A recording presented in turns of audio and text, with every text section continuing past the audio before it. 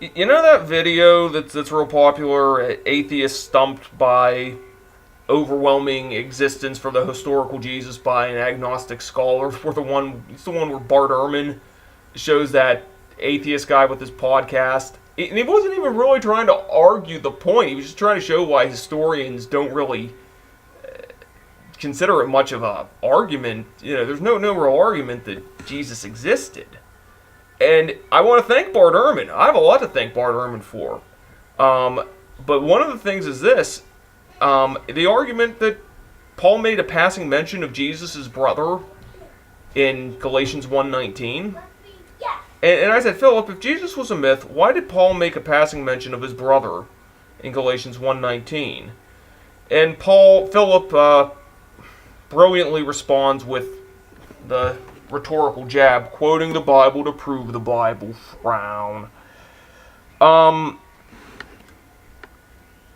For Special Pioneer Smurf and Hazd here, who certainly don't appear to, a couple of atheists who watch my stuff, who certainly don't appear to embrace the lunacy of the Jesus never existed movement.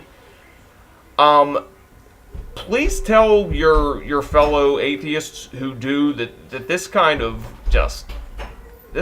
idiocy just makes Christians feel better and better about being Christians. It does not help atheism taking such moronic positions.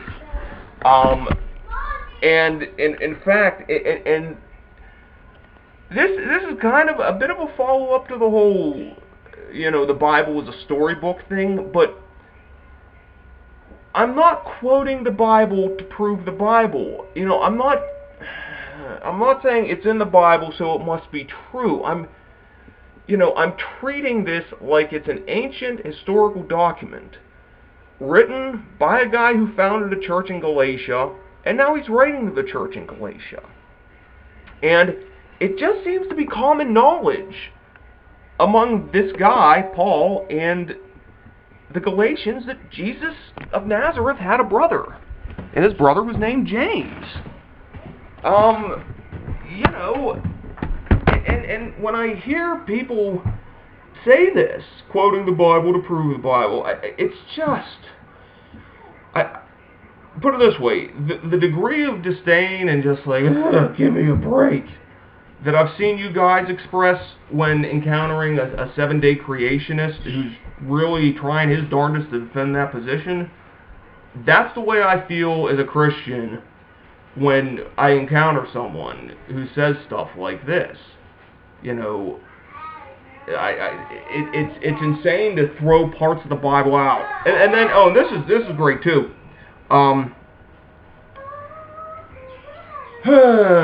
Like this guy Daniel Ryan. Bethlehem didn't exist when Jesus was supposedly born. Yep, he's made up. Just saying, the Bible's not a credible source. I challenge you to find one. I think that what this guy's trying to say is Nazareth didn't exist when Jesus was walking the earth.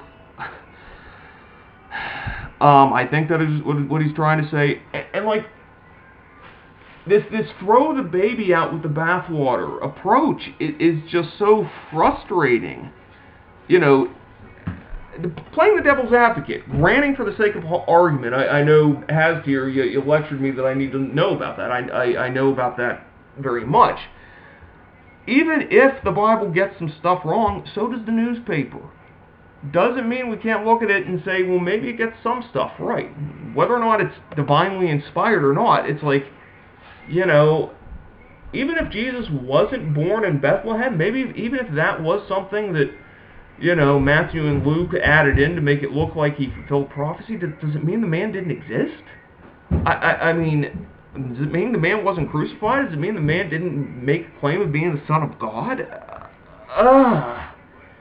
Just, guys, and like I said, Special Pioneer has here, I know you don't tend to embrace this lunacy. Please get the word out to your friends who do.